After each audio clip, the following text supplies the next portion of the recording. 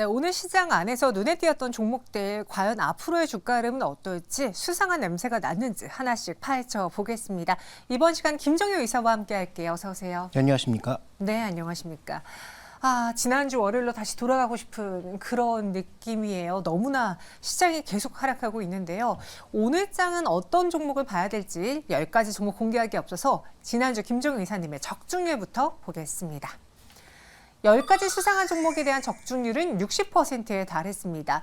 지난주 월요일, 화요일도 시장이 좀 드라마틱하게 바뀌었기 때문에 적중률이 60%에 달했고요. 그 외에 오늘 100%를 만들기 위해 어떤 종목을 볼지 10가지 종목으로 공개를 해보죠. 오늘은 1위 2차 전지가 아니라 건설이 올라와 있고요. 반도체, 2차 전지, 전기, 교육주 이렇게 다양하게 올라와 있습니다. 바로 볼까요? 새내기주인 SY스틸텍이 오늘 125% 넘게 급등 마감하면서 가장 투자자분들이 많이 검색을 해주셨고요. 그 외 한미반도체와 STX, 한국전력, 에이징랜드 등이 올라와 있는데요. 첫 번째 그럼 요 새내기주부터 보겠습니다. SY스틸텍이라는 새내기주가 오늘 에이징랜드와 같이 처음으로 상장이 됐고 거래가 됐는데 둘 다 상승으로 마감을 했어요. 먼저 이 회사 어떤 회사이길래 오늘 반응이 더 컸는지 좀 볼 수 있을까요? 네, 일단 뭐 내용을 살펴보면 종합 건자재 업체라고 봐야 될 텐데 뭐 건자재라고 해서 지금 시장에서 뭐 크게 강세를 보일 만한 뭐 특별한 이유가 있었던 것은 아닌데 아무래도 이제 수급적인 이유가 좀 더 작용한 것이 아닌가. 근데 지금 두 종목 모두 공모가 밴드 밖에서 일단 시작을 해서 네. 강세를 보였던 종목인데요. 일단 두 종목의 특징을 보시면 일단 SY스틸텍이 좀 더 강한 개인 투자자들의 선호가 있지 않았나라고 보여지고 이런 선호 자체가 뭐 장외 시장에서 반영된 부분들이 실제로 뭐 주가로 연결됐는지 오늘 좀 더 강한 모습으로 마감을 했습니다. 다만 장중 고점에 대비해서는 꽤 밀려서 끝나는 그런 양상인데요. 최근에 이제 새내기주들이 아무래도 예전처럼 뭐 공모가서부터 아주 강하게 밀어붙여서 시작하기보다는 공모가 자체도 밴드를 약간 상회한 정도의 비교적 약하게 출발을 해서 오히려 장중에 뭔가 좀 시세를 만드는 그런 모습들이 나타나는 것이 아닌가. 이런 수급적인 부분에 좀 더 포커스를 맞추고 봐야 되지 않느냐. 왜냐하면 기존에 이제 위쪽에 거래량이 많이 쌓여 있는 조정받은 종목군들보다는 새롭게 나타나는 종목이라는 점에서 좀 더 가벼울 수 있다라는 점. 그 다음에 시장에서 적절한 가격 평가를 받기에는 자료가 좀 부족하기 때문에 장 초반에 매수 강도가 다른 종목들에 비해서는 조금 더 강해질 수 있다라는 점. 뭐 이런 부분들이 오늘 시세를 만든 중요한 배경이 아닌가 이렇게 판단하고 있습니다. 그럼 저는 개인적으로 새내기주긴 하지만 SY스틸텍이 건자재 업체라고 했잖아요. 지금 시장에서 이 부동산도 그렇게 좋지 않은데 뭐 건설할 게 많으면 건자재가 그렇게 모멘텀이 큰가 약간 이런 의구심을 가졌는데 오늘 이 상승은 단순히 시장이 좀 부진하다 보니까 테마주 혹은 뭐 새내기주로 매수가 쏠려서 그런 건지 아니면 정말 매력이 있는 회사인 건지 투자 전략 그리고 앞으로의 전망 들어볼까요? 네, 일단 뭐 이 종목이 정말 매력이 있는 종목인지는 아직 우리가 판단하기에 자료가 너무 부족한 것 같고요. 네. 뭐 IPO 관련된 내용을 살펴보더라도 그렇게 매력이 아주 크다라고 보기엔 좀 어려운데 거기에다가 오늘 뭐 주가 상승이 워낙 크게 100% 이상 나타났으니까 그렇다면 뭐 추가적인 강세는 단기적으로는 이어질 수 있겠지만 네. 이 종목에 대해서는 뭐 우리가 파두나 한미반도체에서 확인했던 것처럼 좀 더 분기 실적을 확인해야 되지 않을까라는 판단입니다. 또 업황 자체는 말씀해 주셨던 것처럼 지금 그렇게 뭐 호황인 상황도 아닌데다가 네. 그다음에 이 회사에 지금 하고 있는 주력 제품들 뭐 이런 것들에 대해서도 향후 성장성이 그렇게 크게 붙는 쪽은 아니기 때문에 오히려 산업의 성장성 측면을 보자면 에이징랜드가 좀 더 부각받을 수 있는 그런 측면이 있는데 오히려 절대 주가가 조금 가벼웠던 종목 쪽으로 시장에 무게 중심을 둔 게 아닌가라고 보여져서 그런 측면에서 단기적인 상승은 수급적인 요인이라고 판단하고 있고요. 단기 상승은 조금 더 나타날 개연성 있습니다만 추세적으로 상승하거나 아니면 예전처럼 신규 상장 종목군들이 물량 나오기 이전까지 쭉 시세를 만들어내는 그런 기대를 하기에는 조금 어렵다라는 판단에서 저는 뭐 단기 대응 정도가 좋지 않을까 이렇게 판단하고 있습니다. 오늘도 워낙 강하게 올랐기 때문에 추가 상승은 가능할 것 같다. 그렇지만 무언가 매력적으로 보여서 모멘텀 플레이보단 지금 새내기 주에 대한 관심 속에 단기적인 투자 심리인 것 같다라고 이야기 주셨어요. 그리고 전 또 개인적으로 궁금한 게 이번에 에코프로 머티리얼즈 청약 이야기 많았잖아요. 네. 우리가 예상했던 것보다 기관 수요 예측에서 흥행에 실패했더란 이야기가 많던데 그건 지금 공모 시장에 대한 매력이 떨어져서예요? 아니면은 2차 전지에 대한 약간 의구심이 있을 찰나에 상장을 해서 그래서 떨어진 거예요? 저는 뭐 두 가지가 다 같이 작용했다라고 보는데요. 네. 2차 전지 전체를 바라보는 시각도 좀 싸늘해진 부분이 분명히 있고 그다음에 두산 로보틱스 상장 때만 하더라도 시장이 이렇게까지 급하게 떨어질 줄은 예상하지 못했던 구간이었기 때문에 네. 그래서 금리와 관련된 여러 가지 변동성이나 시장의 고밸류 종목에 대한 변동성이 이렇게까지 강하지는 않았던 것으로 이해해 볼 수 있기 때문에 뭐 그런 차원에서 지금 뭐 공모 시장의 둔화와 그다음에 2차 전지의 둔화 두 가지가 공이 같이 작용하고 있다라고 보고 있습니다. 다만 뭐 공모가 자체가 그렇게 시장의 관심이 떨어지면서 비교적 낮게 설정되어 있는 상황이고 네. 그러면 지금 오늘 이렇게 움직였던 종목군들처럼 뭐 이 정도의 수익률을 보일지는 우리가 지켜봐야 되겠지만 너무 이제 공모가 자체가 높게 설정돼서 들어오는 것보다는 오히려 장중에 어떤 변동성을 좀 보일 수 있지 않을까라는 기대는 높아질 수 있을 것 같고요. 이제 그렇게 움직였을 때 두 가지 가능성을 모두 생각해 볼 수 있는데 에코프로 머티리얼즈가 거래를 모두 흡수하면서 다른 종목들을 누를 수도 있고요. 네. 반대로 에코프로 머티리얼즈가 강해지면서 에코프로 그룹주는 뭐 당연히 어느 정도의 힘을 받을 것 같고 주변 종목으로 매기를 확산시키는 정도를 봐야 되는데 지금 시장의 거래 대금이나 최근에 예탁금 수준을 봤을 때 두 번째는 경우가 쉽지 않을 것 같고 오히려 첫 번째 에코프로 머티리얼즈가 좀 강해지면서 그동안 많이 눌려있는 에코프로도 지금 지난 월요일에 상승을 다 되돌린 상황이잖아요. 그러면 일정 부분의 반등 정도는 또 만들 수 있는 그런 모멘텀이 있을지를 확인해 보시는 게 저는 조금 더 중요한 흐름이 될 것 같습니다. 네. 워낙 시장에 재미가 없다 보니까 이런 새내기주를 향한 단기적으로 여기서 한번 놀아볼까 하는 그런 투자 심리가 반영된 것 같습니다. 일단 오늘은 125% 넘게 급등으로 마감을 했고 추가 상승도 가능해 보이지만 모멘텀 플레이는 현 구간에 단정하기 어렵다라고 정리해 주셨어요. 이어서 두 번째 논란의 종목 한미반도체로 넘어가 보겠습니다. 사실 왜 하락했는지 너무 많이들 들어서 그냥 개인적으로 궁금해요. 김종윤 의사님은 이 실적 보고 실망했잖아요. 네. 그러면 이렇게 주가가 급락하는 것에 대해서 충분히 매 맞아야지라는 생각이신 건지 또 반면에 오늘 어떤 증권사에서는 오히려 실적 추정치는 낮췄지만 PER을 높게 상향 조정하면서 목표가를 올렸단 말이죠. 그 PER을 그렇게 높게 반영하는 게 맞는 건지 어떻게 생각하십니까? 실적이 떨어져서 밸류를 올린 게 아닌가 싶습니다. 그럼 지금 그거는 거의 정답을 맞춰놓고 계산하는 거 아니에요?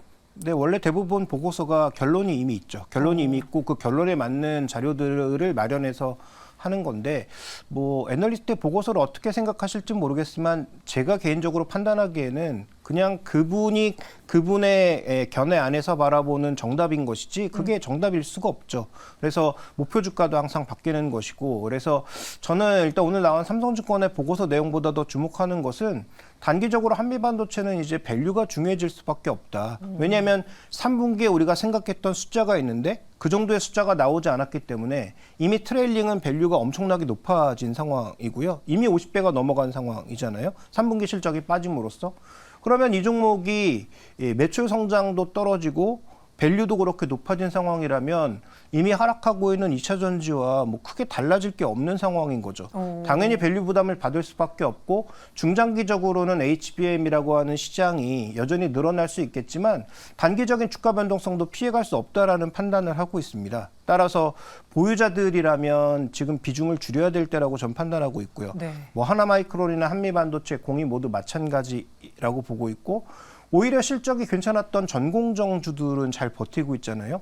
주성엔지니어링 같은 경우 여전히 신고가 맞아요. 흐름을 내고 있고 그다음에 전공정 중에서 또 일부 소재 쪽 종목군들 중에서 솔브레인 같은 것들도 굉장히 견조하게 버티고 있거든요. 그러니까 밸류 부담도 상대적으로 적고 그렇게 오히려 반도체가 좋아지면서 실적이 좋아질 것으로 기대되고 있는 그런 종목군들은 여전히 좀 버텨볼 만한 여력이 있지만 그렇게 밸류 부담을 받을 수 있는 종목군들은 지금 보유자는 줄여야 되고 신규 매수를 지금 12% 조정받았으니까 들어갈까라고 생각하시지 말고 네.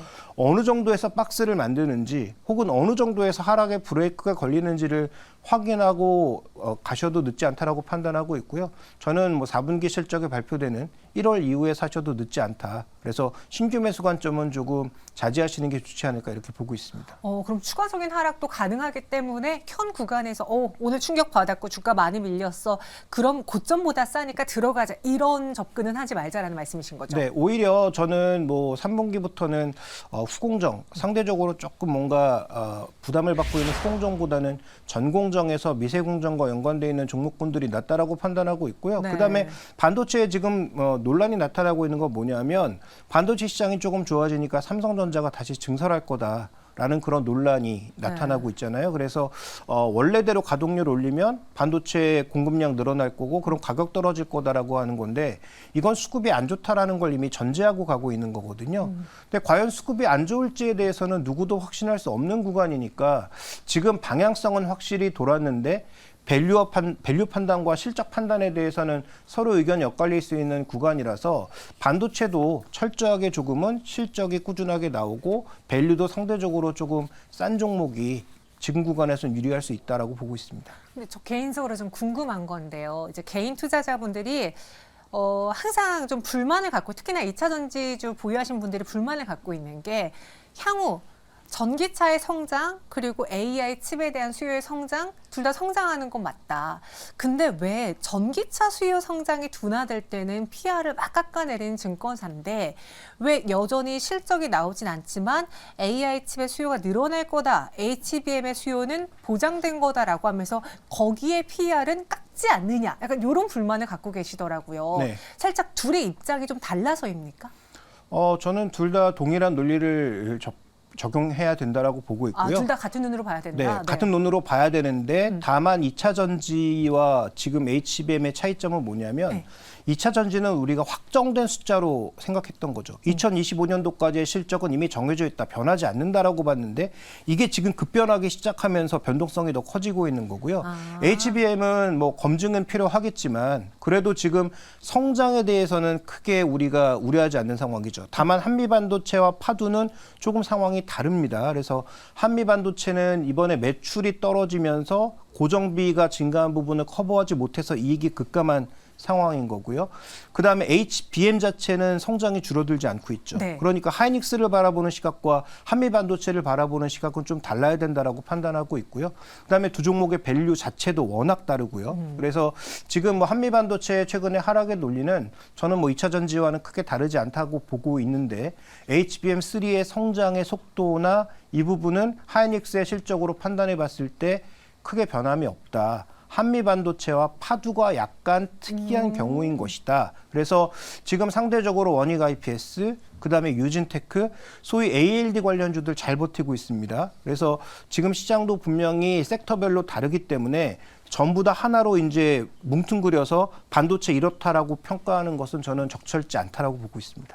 제 궁금증이 아주 시원하게 해결이 됐습니다. 한미반도체 참 궁금한 게 많았거든요. 오늘 안타깝게 12% 급락으로 마감했고 추가적인 하락의 가능성도 여러분은 생각하셔라라고 정리해드렸어요. 이어서 세 번째 수상한 종목은 오늘 상한가 마감한 STX예요. 뭐 기사를 찾아보니까 리튬 관련 뉴스도 있고 니켈 관련한 뉴스도 있던데 오늘 무엇 때문에 이렇게 올랐습니까? 네, 일단 뉴스가 끌어올렸다라고 봐야 되고요. 좀 더 본질적으로는 주가가 4만 원대에서 만 원대까지 단 한 번도 멈추지 않고 하락한 종목이잖아요. 맞아요. 그래서 낙폭과대에 따른 뭐 반발 매수가 나타날 수 있는 구간에서 또 막상 재료가 강하게 나타나다 보니까 그 니켈과 관련된 인도네시아와 관련된 부분과 더불어서 또 리튬 이 부분은 바로 수익할 수 있는 그런 뭐 법인까지 만들었다는 뉴스까지 흘러나오면서 이것이 이제 오늘 주가를 상승시킨 요인인데요. 자, 그러면 이 STX를 바라보는 시각에 있어서 리튬과 니켈 분명히 뭐 좋은 뉴스이기는 하지만 지금 2차 전지와 2차 전지 소재를 바라보는 시각 자체가 싸늘해졌는데 아. 이 종목은 다른가? 라고 우리가 반추해 보면 그렇지 않다라는 것이고요. 또 하나 이제 주목해볼 포인트는 다 아시는 것처럼 지금 대규모의 유상증자를 앞두고 있지 않습니까? 근데 주가가 빠지면서 유상증자 가격도 계속 떨어지고 있습니다. 그래서 지금 들어오는 가격이 7,000원대까지 떨어진 상황이에요. 네. 그러면 그 들어오는 물량이 그 결국은 만기가 있을 테니까 뭐 당장 뭐 수익화되진 않을 수 있겠지만 이렇게 할인돼서 들어오는 유상증자 물량에 대한 변동성이 1월 달에는 또 나타날 수 있다는 얘기겠죠. 그래서 이런 주가의 희석 부분이라든지 유상증자를 하는 이유가 운영자금이 없어서 하는 그런 유상증자인 만큼 이 종목에 대해서는 업황 기준의 판단보다는 단기적인 낙폭과대와 뉴스에 따른 수급 유입 이런 단기적인 트레이딩 이슈로 주가가 움직이고 있다라고 보셔야 될 것 같습니다. 그래서 STX가 지금 업황대로 움직인다면 업황 자체도 그렇게 뭐 크게 믿음직하진 않은 것 같은데 오늘 그래서 뭐 관련된 종목 소위 트레이딩을 하는 그런 원자재 관련 종목군들 뭐 다 올랐잖아요. 네. 그래서 이런 흐름이 뭐 단기적으로는 이어질 수 있지만 이건 역시도 일시적인 흐름에 그칠 수 있고 그다음에 유상증자와 관련된 변동성까지 고려해 본다면 이 종목도 투자 관점보다는 트레이딩 관점의 접근이 좀 필요하지 않나라고 보고 있습니다. 그러면은 이번에 오늘장 상승을 주도했던 뭐 니켈 관련 뉴스라든가 리튬 관련 뉴스는 그냥 오늘의 재료가 됐을 뿐 그 재료를 따지고 보면은 예전에 2차 전지 호황기 때 반응했던 만큼의 반응이 나오기 어려울 수 있기 때문에 좀 조심해야 되는 구간이다. 추가 하락에 대한 혹은 추가 상승에 대해서는 우리가 좀 가능성을 낮춰봐야겠네요. 네, 저는 추가 상승은 나타날 수도 있다라고 보는데 네. 다만 그 연속성이 예전처럼 강하게 나타날 수도 없고 그다음에 나타나지도 않을 것으로 보고 있습니다. 네. 따라서 이 종목 보유하고 계신 분이라면 뭐 추가 반등 시에는 저는 비중을 줄이는 것이 맞지 않나. 돈이 없어서 유상증자를 통해서 돈을 조달하는 그것도 시설 투자가 아니라 운용자금을 위해서 유상증자를 하는 기업이 네. 과연 얼마만큼 앞으로 좋은 투자 여력을 보여줄 수 있을 것이냐. 결국은 그쪽으로 이 2차 전지 산업의 특성은 계속 누군가 투자해야 되는 산업이라는 점이잖아요. 그러면 유통 플랫폼도 그렇고 앞으로 그 광산 쪽도 그렇고 계속 투자를 해야 되는 산업인데 지금 돈이 없어서 자금이 없어서 유상증자를 통해서 자금 수혈을 받는 적자 기업이 과연 경쟁력이 있느냐 그 부분에 있어서는 저는 좋은 의견을 드릴 수 없기 때문에 이 종목이 단기 반등을 더 이어간다고 하더라도 오히려 비중 축소 관점에서 바라봐야 된다 이렇게 보고 있습니다. 네, 그래서 STX 다음 장 다운 의견 드렸습니다. 만약 갖고 계신 분들이라면 추가 상승이 나올 수 있으니까요. 나올 때 비중을 축소하는 전략을 세워보시고요. 마지막은 메가MD예요. 오늘 4% 상승 마감했고 그리고 교육주들이 올랐습니다. 이사님 수능 봤을 때 기억나세요? 제가 수능이 1세대입니다. 네. 아 그러세요? 네.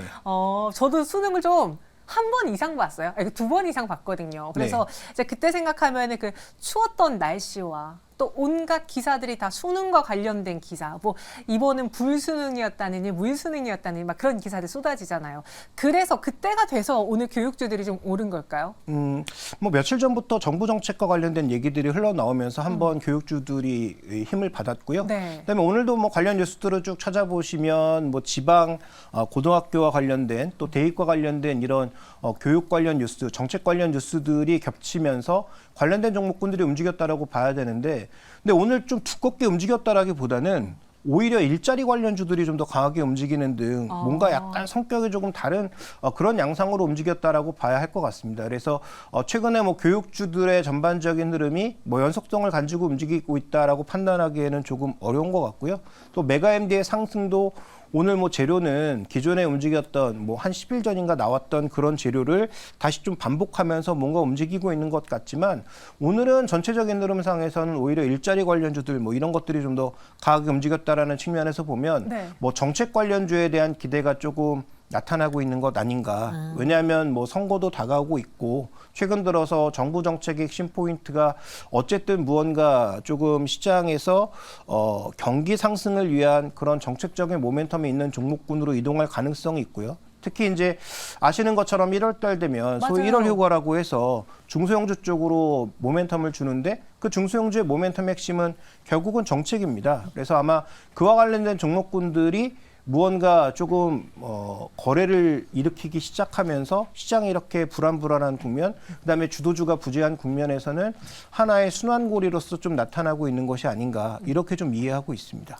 그래서 오늘은 교육주라는 그 색보다는 정책 테마주로 더해지면서 메가MD를 포함한 몇몇 종목들이 올랐다라고 평가를 주셨습니다. 4.42% 상승 마감했는데 그럼 여기서 수능 때까지 혹은 그 수능이라는 이벤트는 있으니까 교육주로 조금 더 단기적으로 투자해 보는 거는 어떻게 생각하시는지요?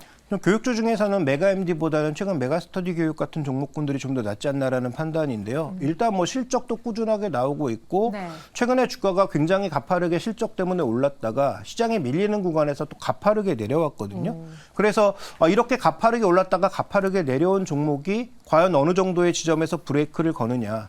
지금 뭐 PER 기준에서 트레일링으로도 한 6배, 7배밖에 되지 않는, 그다음에 내년도에도 이 정도의 실적이 나오고 만약에 정책과 관련된 흐름에서 무언가 긍정적인 흐름이 나타난다면 오히려 밸류는 더 싸질 수 있는 그런 종목이기 때문에 만약에 교육주에 정말 관심이 있으시다면 지금 숫자를 찍고 있는 종목에 관심을 가지실 필요가 있다라고 판단하고 있어서 저는 메가MD보다는 메가스터디 쪽에 좀 더 방점을 찍으시는 게 좋지 않을까 이렇게 보고 있습니다. 네, 그래서 메가MD는 아쉽지만 다운 의견 드리고요. 메가스터디 교육을 차라리 교육주 내에서는 탑픽으로 선택을 해드렸습니다. 그럼 10가지 종목에 대한 업앤다운도 정리를 해볼게요. 보시죠. SY스틸텍하고 삼성전자, 에코프로, 에이징랜드를 빼고는 다 다운이고 이 중에서도 두 가지는 단기 상승 종목이니까 거의 하락하는 종목이 좀 많을 것으로 보인다라고 들리는데요. 이 중에서는 오늘의 베스트 종목, 수상한 종목 어떤 걸 줘야 될까요? 네, 일단 뭐 삼성전자를 볼 수밖에 없는 상황인데 지금 삼성전자와 지수와의 그 벤치마크와의 수익률 격차가 네. 한 15% 이상으로 벌어지고 있습니다. 그러니까 지수가 마이너스 반전하면서 지금 계속 하락하고 있는데 네. 삼성전자는 계속 버티면서 삼성전자의 수익률, 상대 수익률이 지금 거의 17%까지 벌어지고 있는 상황이란 말이죠. 그러면 그 이유가 무엇인가라고 보면 10일까지 발표된 11월 수출 실적을 봤을 때도 반도체가 좋아지고 있더라라는 것은 여전히 확인되고 있는 거죠. 그러니까 그런 차원에서 어쨌든 지금 외국인 수급이 빠지면 지금 수급이라는 것 자체가 존재하지 않기 때문에 외국인들이 꾸준하게 방향성을 가지고 사고 있는 종목, 만약에 SK하이닉스가 있었다면 SK하이닉스를 꼽았겠죠. 네. 그래서 SK하이닉스와 삼성전자 정도를 제외하면 별로 찾아볼 수가 없기 때문에 지금 현재 구간에서 어쨌든 탑픽 종목을 꼽으라면 또 반도체냐라고 뭐 물어볼 수밖에 없지만 저는 여전히 또 반도체라고 대답할 수밖에 없는 그런 상황이라고 판단하고 있고요. 그다음에 지수가 여기서 반등한다고 하더라도 낙폭과대에 따른 반등을 뭐 포스코홀딩스나 에코프로비엠이 준다고 하더라도 결국 거래를 실지 못하면 그 강한 반등도 굉장히 쉽게 되돌려지더라라는 것이 지난 월요일 날 반등에서 한번 발견되지 않았습니까? 그래서 저는 지금은 주가의 반등의 탄력보다는 과연 어디서 에너지를 강하게 실을 수 있는지를 주목하시는 게 좀 더 중요한 포인트가 될 것 같습니다. 네, 삼성전자 가격 전략은요? 네, 저는 일단 뭐 단기적으로는 8만 원 정도가 분기점이라고 보지만 내년도 상반기 내에 9만 원 정도는 돌파할 것으로 판단하고 있어서 네. 9만 원 정도가 지금 삼성전자 PB 기준으로는 한 1.7배 정도 수준이거든요. 그래서 저는 충분히 달성 가능한 가격이라고 판단하고 있고요. 뭐 손절 가격은 드리는 게 별 의미가 없지만 네. 그래도 전저점 이상에서는 충분히 지지가 가능할 것으로 보여서 한 6만 원 정도를 저는 손절 가격으로 잡았습니다. 네, 우리 종효 회사님이 베스트 종목으로 고를 만한 종목이 많아진 그런 시장이 빨리 왔으면 좋겠습니다. 오늘 삼성전자 전해드렸고요. 지금까지 함께했어요. 여기서 인사드릴게요. 고맙습니다. 감사합니다.